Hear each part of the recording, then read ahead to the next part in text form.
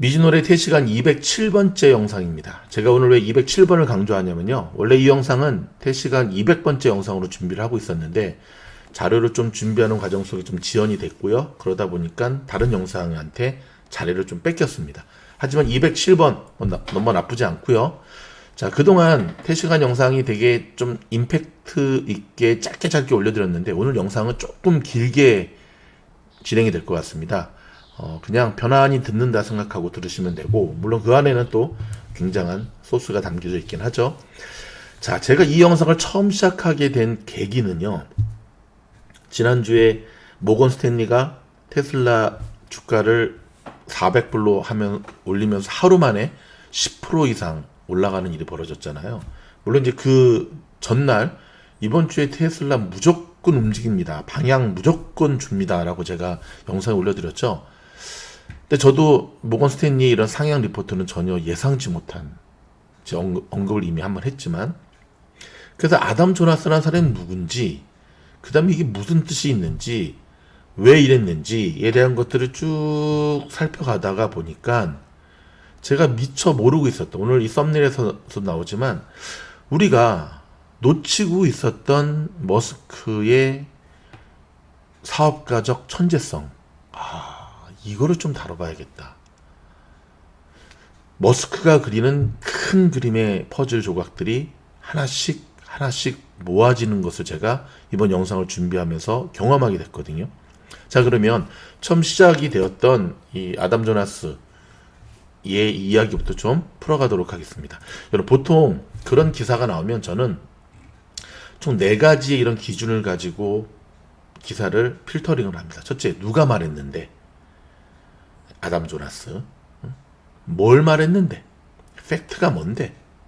세 번째는 그가 왜 그런 기사를 썼는데? 그러니까 모건 스탠리가 왜 그런 기사를 냈는데?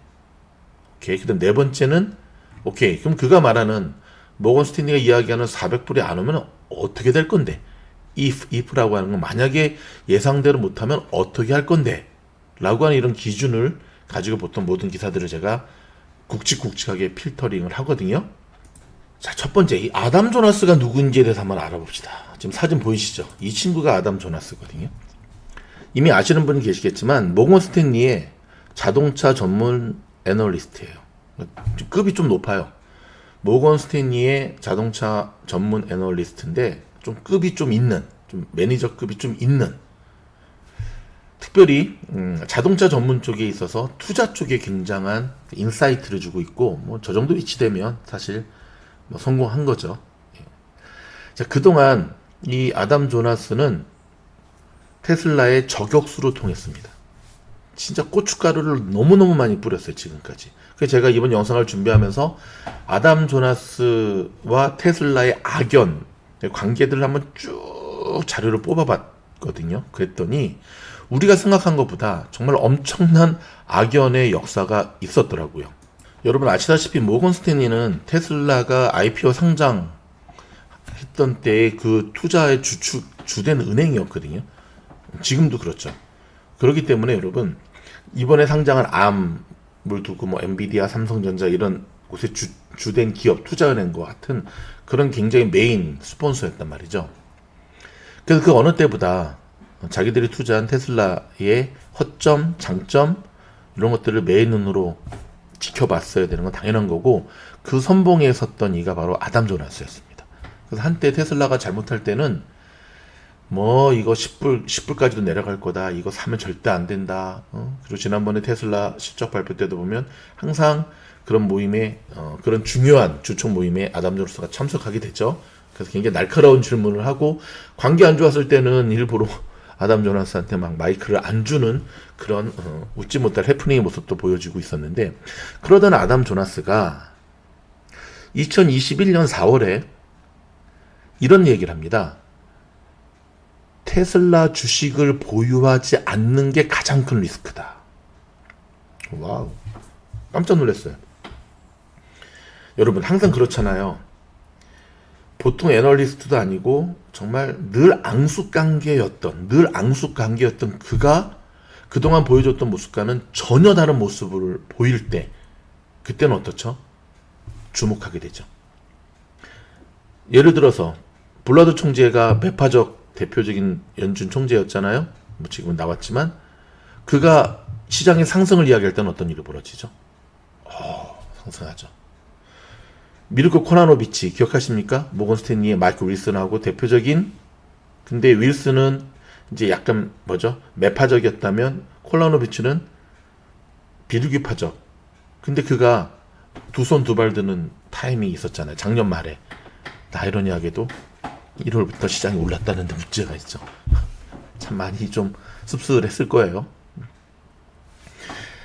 반대 포지션에서 굉장한 영향력을 미치고 있었던 아담 조나스가 2021년 한 2년 전부터 테슬라에 대해서 굉장히 우호적인 이야기를 쏟아내더니 그렇다고 완전히 우호적으로 돌아선 건 아니었어요.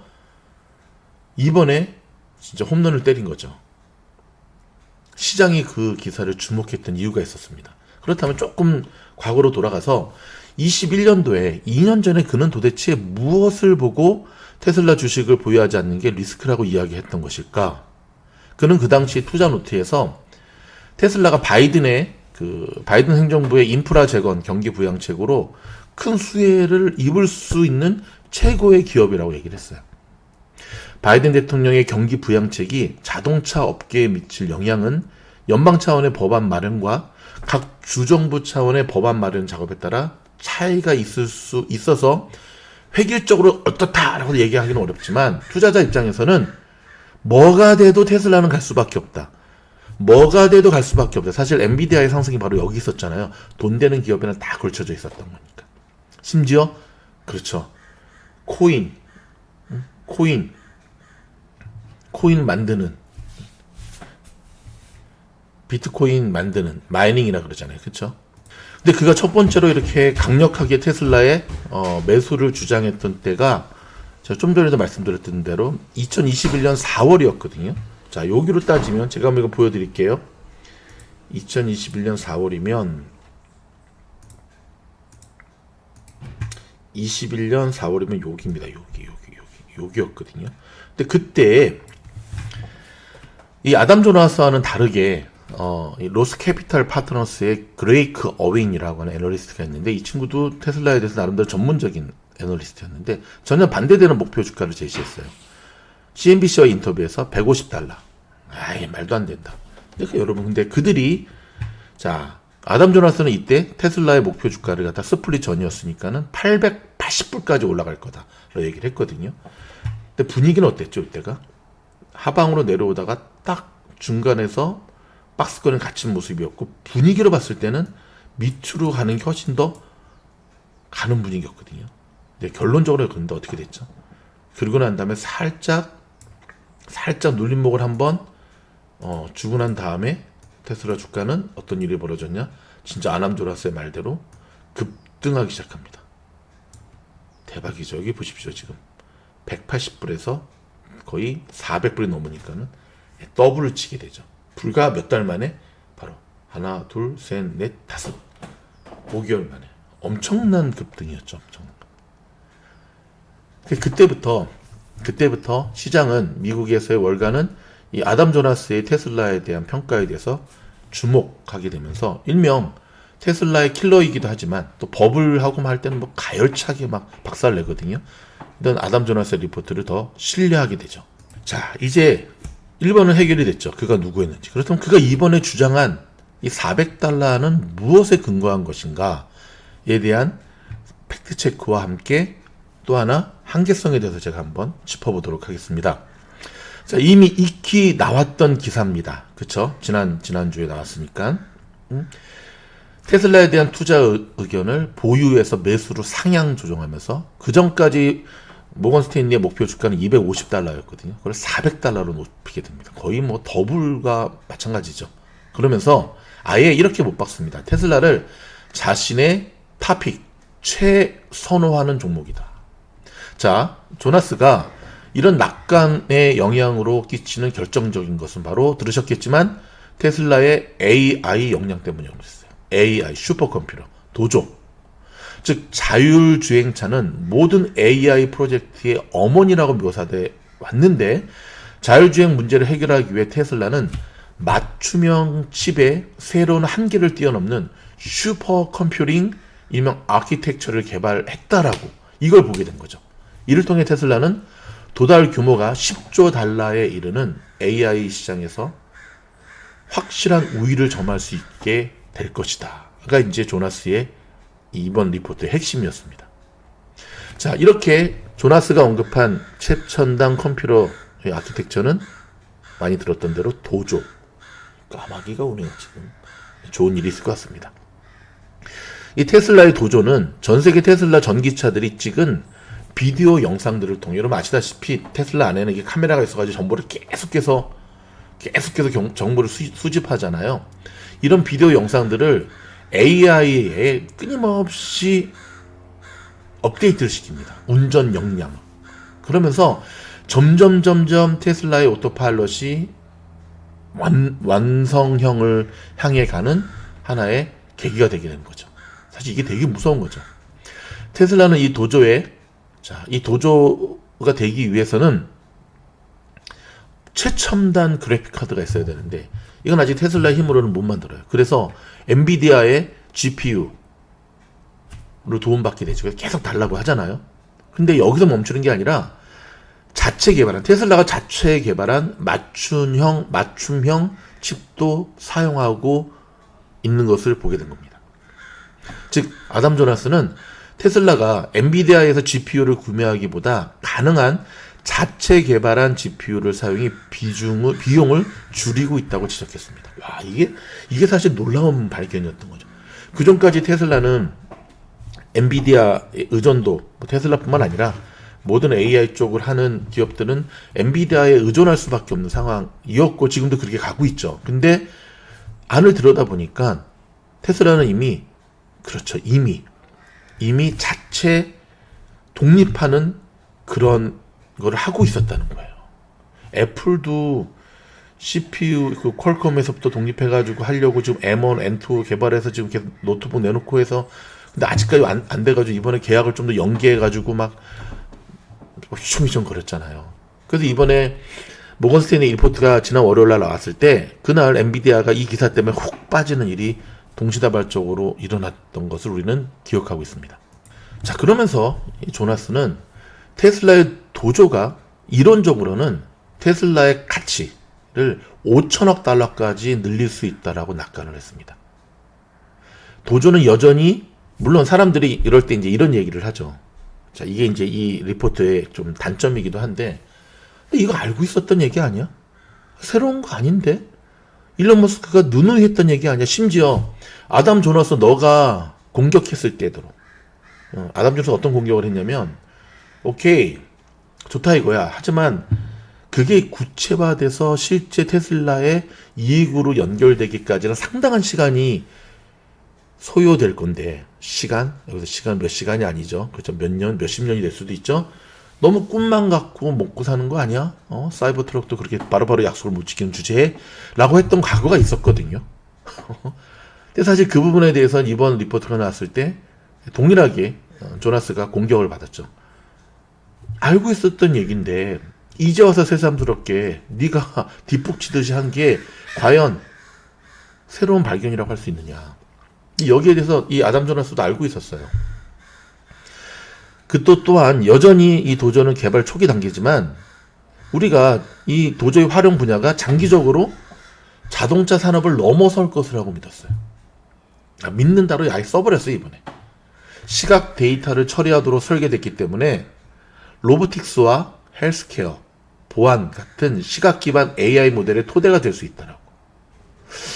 저는 여기서 이제 이 리포트를 쭉 읽으면서 제가 이따 원문도 좀 보여드릴게요. 좀 섬찟했던 게 뭐냐면 일론 머스크가 그동안 세웠던 수많은 기업들이 있잖아요. 그렇죠? 뉴럴링크. 그 다음에 이번에 그 미국의 자동차 파업을 보면서 일론 머스크가 자동차 노조를 만들지 않았던 것. 그것 때문에 욕 많이 먹고 있지만 그 다음에 생뚱맞게 휴머노이드 로봇 작년에 딱 등장시켰을 때 제가 뭐야? 갑자기 웬 로봇 만들라는 차는 안 만들고 근데 이 모든 게 퍼즐처럼 착착착착 맞아 떨어지고 있다는 것을 제가 보게 됐어요. 제가 얼마나 좀 살떨렸겠습니까?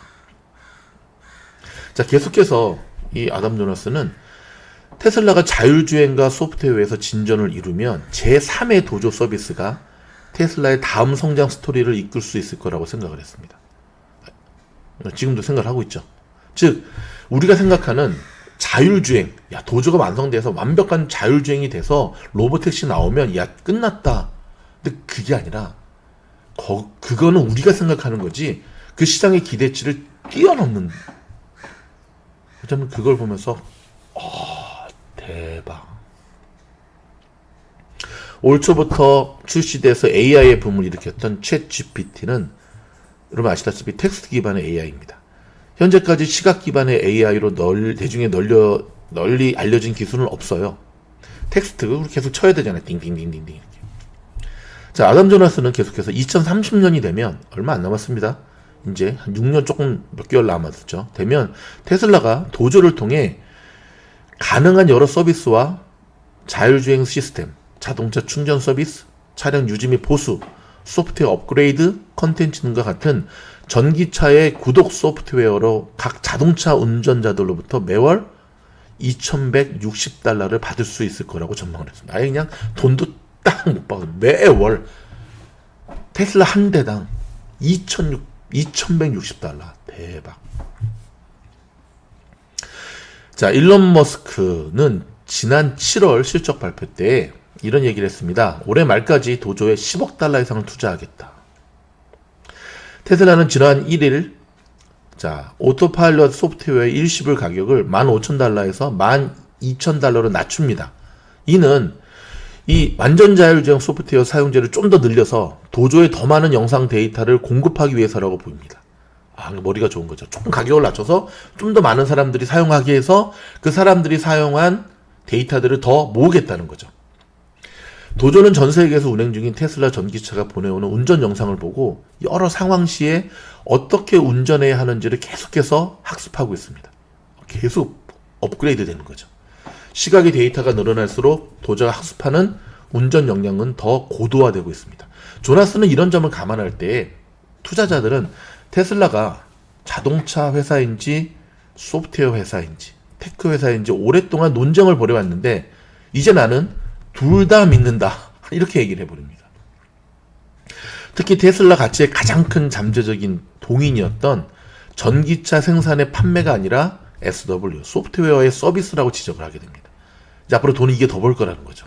이는 테슬라가 전기차 시장의 성장 잠재력을 감안하더라도 자동차 회사치고는 밸류에이션이 너무 높다는 일각의 비판에 대해서 그래 너희들이 이야기한 대로 자동차 파는 회사치고는 밸류에이션이 너무 높지. 하지만 자동차 판매가 주가 아니라 소프트웨어가 주라고 한다면 어떻게 될 텐데 라고 하면서 맞받아 쳐버리죠.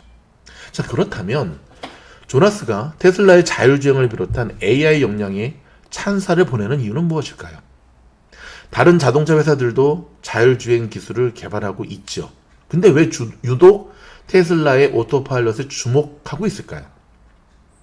특히 대표적인 경쟁자인 GM의 자율주행차 개발 회사인 크루즈는 이미 여러분 뉴스 통해 들었잖아요. 샌프란시스코에서 무인 택시 시행하고 있습니까? 그렇게 보면은 테슬라가 좀 뒤처졌잖아요. 근데 시행하다가 또 사건 터졌죠. 자, 이에 대해서는 이번에 출간됐잖아요.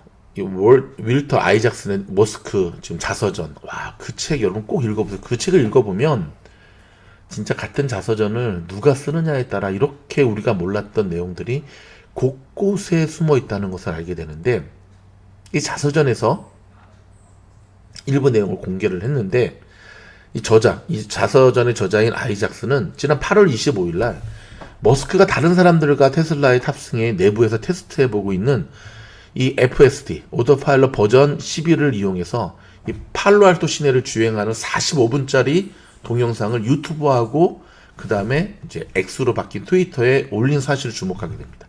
당시 머스크는 여러분 45분간의 자동차 운행 중에 딱 좌회전 신호에서 차가 직진으로 출발하려고 할 때 딱 한 번만 운전대를 잡았을 뿐 나머지는 모든 것을 자동차가 스스로 테슬라가 스스로 운전한 기록들을 올리게 되거든요. 자, 이 아이작슨에 따르면 이 FSD 버전 12는 지금까지 다른 자동차 회사와는 물론 테슬라의 기존 오토파일럿 소프트웨어와도 완전히 다른 거다로 얘기를 합니다. 기존의 오토파일럿 소프트웨어는 자동차가 각 상황에 맞게 대처하도록 사람이 수많은 코드를 짜야 하는 방식이었는데요. 이번에 버전 12는 AI가 수십억 개의 운전 영상 자료를 직접 처리해서 스스로 각 상황에 맞는 운전하는 방법을 학습하는 겁니다.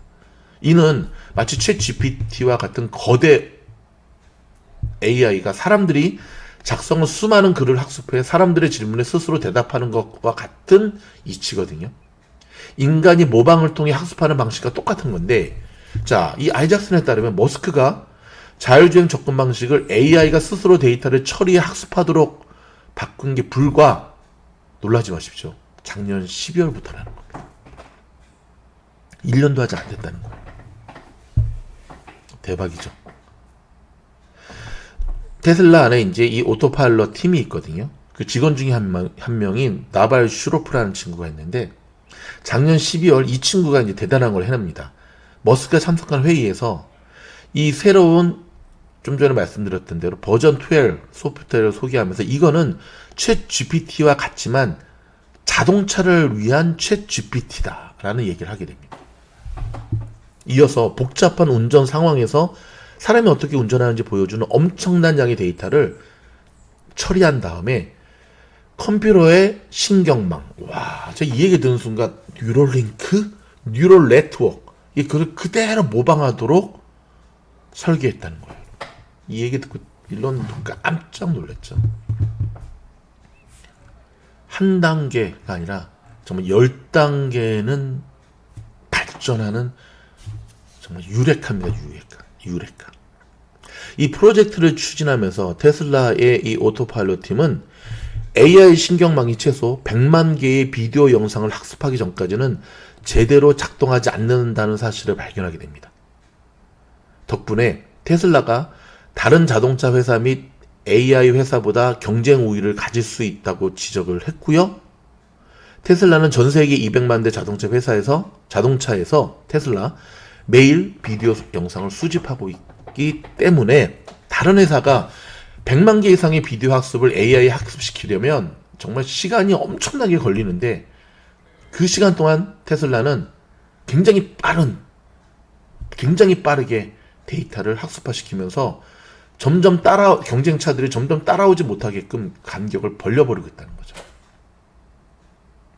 자, 이 아이작슨에 따르면 테슬라는 규제 당국의 승인을 받는 대로 이 FSD 버전 12를 출시할 계획이라고 합니다. 물론 한 가지 문제가 있죠. 아무리 모범적인 운전자라고 해도 상황에 따라 교통규칙을 어겨도 되는 상황이 있는데, 이 신경망 소프트웨어는 인간의 이런 행동까지도 모방한다는 점이에요. 무슨 말인지 좀 이해되시죠? 그래서 미국의 도로교통안전국도 자율주행차도 사람처럼 상황에 따라 교통규칙을 어겨도 되도록 허용할지 검토 중. 그러니까 이게 상황에 따라 교통규칙을 어겨도 된다. 이게 무슨 말인지 아세요, 여러분? 예를 들어서 어떤 길을 가고 있는데 뭐 비가 엄청 많이 와가지고 산사타가 나가지고 중앙선을 침범해서 가야 돼, 이렇게. 근데 기계적으로 학습한 애들은 중앙선 절대 침범하면 안 돼 해가지고 멈춘다잖아요. 근데 이런 상황 때 사람들은 어때요? 앞에서 교통순경자 이쪽 돌아가세요 그러면 돌아가는 거잖아요. 이런 상황에 대한 거. 제가 어저께 저희 아들 학교에서 정말 어마무시한 이 달리기, 이거 크로스컨트리 대회를 열었거든요. 얼바인에서. 정말 깜짝 놀랐어요. 저는 미국에서 그렇게 많은 인간들이 많은 걸. 그러니까 막 교통이 되게 혼잡하잖아요. 그러니까 교통 폴리스도 와가지고 막 교통 안내를 하는데 신호 다 무시하고 빨빨 가게 하고 빼게 하고 그런 상황에 대한 것들을 지금 얘기를 하는 거거든요.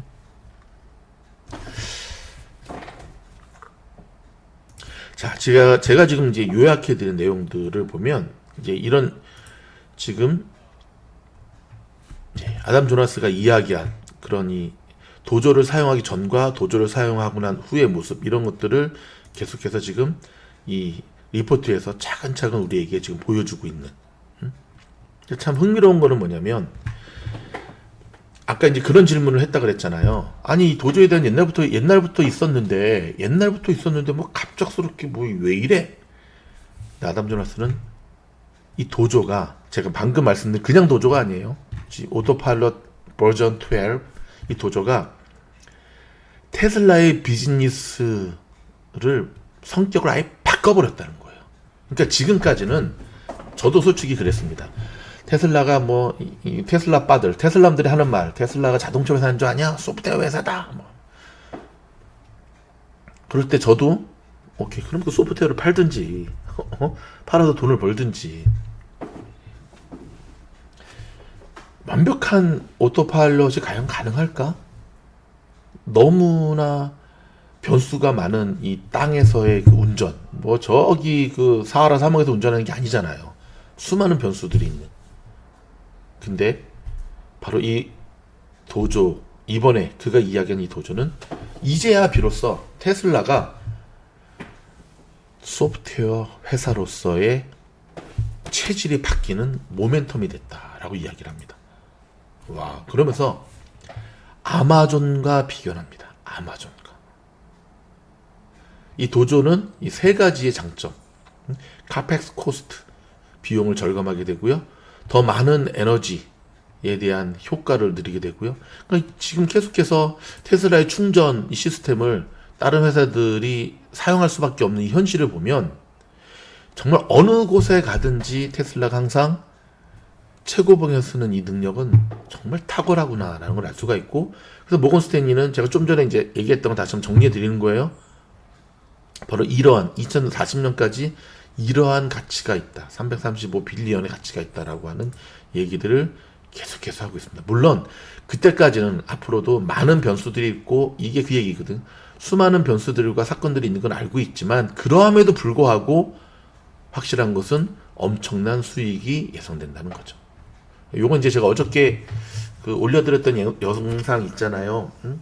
애플 다음에 너야. 그때 제가 하나 빠뜨린 건데 애플 딱 치자마자 화웨이에서 최첨단 스마트폰을 딱 출시하면서 보란듯이 한번 먹였잖아요. 마찬가지로 지금 여러분 진리 자동차 아시죠? OTC 마켓에 있는데 얘네가 이번에 테슬라가 그 모델 3에 대한 것들을 야심적으로 딱 모델 S죠. 모델 3가 아니라 모델 여기 나오죠. 모델 S 플레이드에 대한 거보다 좀 더 거리가 더 많이 나가는 이 진리 자동차에 대한 것들을 한번 또 딱 선보였다라고 하는 것. 이거예요. 속도죠, 속도. 배터리 제가 애드해드립니다. 자, 여러분 여기 보시면 나무 위키에 제가 일론 머스크를 쳐봤거든요. 근데 여기서 보면 제 주목을 끄는 게 있었는데 뭐냐면 국적도 참 남아프리카 공화에 태어났죠. 캐나다, 미국. 참 한 나라에서 만족이 안 돼. 세계적 대통령을 꿈꾸나. 이게 보면은 학력이에요.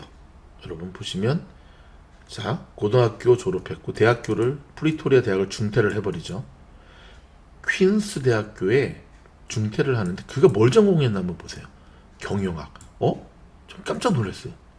경영학? 근데 펜실베니아 대학원에서는 대학교 또 가지 학사죠. 대학원이 아니죠. 죄송합니다. 복수 전공을 하는데 물리학하고 경제학을 공부하게 됩니다. 이제 물리학이라고 하는 그가 어릴 때부터 워낙 이런 쪽에 발달이 돼 있었고, 그렇죠? 그리고 실제로 페이팔을 만들어서 팔아서 그걸 종잣돈 삼아서 스페이스 X하고 회사들을 만들잖아요. 중퇴가 많죠. 시간이 아까운 친구니까 딱 배울 게 없다고 바로바로 중퇴해버리는데 경영 경제학을 이렇게 공부를 했어? 제가 좀 찾아봤더니 진짜 일론은 보통 이게 문과와 이과가 나뉘기 때문에 이게 사실 이 엔지니어 쪽이 이게 경영도 잘하기가 쉽지가 않거든요. 근데 그는 그 누구보다도 경영을 공부했어요. 경제를 공부했고. 여러분 이 책이 무슨 책인지 아십니까? 이 책 꼭 한번 읽어보세요. 리프트 오프라고 스페이스 X가 성공하기까지의 과정을 담은 실화책이거든요. 제가 주말에 이 책을 쭉 읽으면서 와 정말 대박이다 라고 느낄 수밖에 없었던 거는 수없는 도전 속에서 계속해서 실패를 하게 되거든요. 그래서 정말 이제 마지막이다. 응? 마지막이다. 그가 페이팔 판 돈의 대부분을 스페이스 X라는 회사 창업하는 데 투자를 해요. 오히려 테슬라보다도 더 많이 쏟아붓거든요. 이 우주, 돈 많이 들잖아요. 마지막에 성공을 하게 되죠. 만약에 이게 실패를 했다고 한다면, 이번에 러시아 우크라이나 전쟁에서 우크라이나에 무료는 아니죠. 나중에 돈 받았으니까. 우크라이나의 인터넷 서비스가 불가능했었다는 거예요. 인터넷 서비스가 불가능했으면 어떤 일이 벌어졌을까? 전쟁은 끝났었다는 거죠. 아시다시피 스타링크는 수천 개의 소형 위성을 저궤도로 쏘아 올려서 지구 전체의 인터넷 서비스를 제공하려는 스페이스X의 야심찬 프로젝트죠. 지구 전체를 연결하는 통신망의 스타링크. 아직까지 속도가 극복해야 될 좀 과정은 남아있지만, 속도가 극복이 되면 저도 언제든지 이 인터넷 회사로 바꿀 의향이 있습니다. 지구 전체를 연결하는 통신망의 스타링크 위성과 다양한 화물을 우주로 쏘아 올리고 우주인을 우주 정거장으로 보내는 로켓 펠리컨 9, 펠컨 헤비, 그리고 화성행 우주선 스타쉽까지. 우리가 오늘날 스페이스X가 이룬 모든 것이 첫 번째 로켓이었던 펠컨 1에서 시작이 됐다는 거예요. 만약에 스페이스X가 펠컨 1을 궤도에 올리는 것에 성공하지 못했다고 한다면 일론 머스크가 화성에 관해 그렇게 열정적으로 쏟아내는 모든 이야기가 다 물거품. 태평양 한가운데 외딴 섬에서 몇 번이나 죽을 곤비를 넘기며 기어이 펠리컨 1을 쏘아 올리는데 성공하게 되고, 저도 2020년에 처음으로 제가 테슬라에 대해서 뭔가 일어나고 있다라고 확신했던 것 중에 하나가 쏘아 올린 펠컨 로켓가 올라갔다가 다시 착륙하는 모습, 재활용이 가능하게 되는 모습을 보면서 머리가 쭈뼛. 자, 그러면서 자, 오늘의 주제인 우리가 놓치고 있었던 천재 사업가 일론 머스크. 자, 우리가 흔히 머스크 하면 괴짜, 좀 나쁘게 말하면 뻥쟁이, 너무 말부터 앞서는 인간, 오케이, 쪼잔한 놈, 막 지 여자친구 쪼저쩌고, 약간 사이코. 뭐 지금도 그렇게 이야기하는 사람들이 있죠. 근데 한편으로는 전형적인 워커홀릭, 하루에 20시간을 일하는 인간, 주 7일을 일하는 인간. 그리고 어찌됐든 실패는 많죠. 포기를 모르는 인간. 이건 저랑 참 닮은 것 같아요. 포기를 모르는 인간. 절대 지는 포기 안 한다 그러죠. 일론 머스크의 자서전과 그 명언을 쭉 보면은요, 그는 이런 이야기를 합니다. 가능성이 있는 일을 하지 말고 가치 있는 일을 해라. 그것이 가치 있는 일이라고 판단된다면 성공할 가능성이 좀 낮아도 무조건 시작을 해야 된다. 교육에 관해서도 그런 질문을 하죠. 사회자로부터 진로에 대해서 고민하는 자기 아들에게 무슨 말을 해줘야 되는데 당신은 어떤 말을 해주겠습니까? 했을 때 두 가지 얘기를 합니다. 하나는 굉장히 이제 신중하게 고민하다 얘기를 하는데, 자기가 좋아하는 일을 하는 게 중요하다. 적성에 맞는 것. 두 번째는 그러면서도 그 일이 다른 사람에게 도움을 줄 수 있는 일이어야 한다.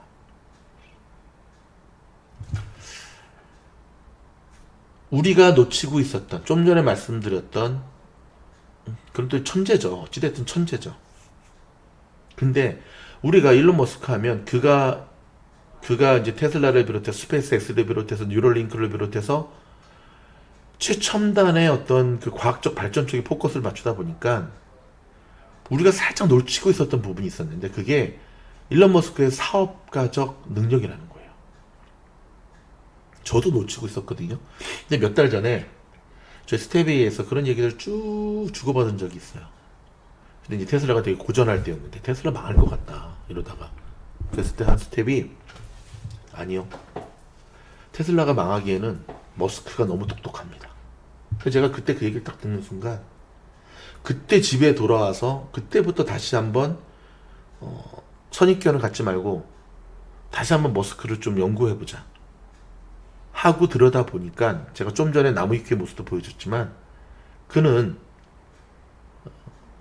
사업가로서의 천재성을 가지고 있었다는 거예요. 머리만 좋아서 사업 잘하는 거 아닙니다, 여러분. 배짱도 있어야 되죠. 배짱도 두둑하잖아요. 푸틴하고도 맞짱 뜨자 그러고, 저 커버하고 왜 안 싸우는 거야? 엄마가 싸우지 말래서 안 싸우는 것 같은데. 배짱도 두둑하죠.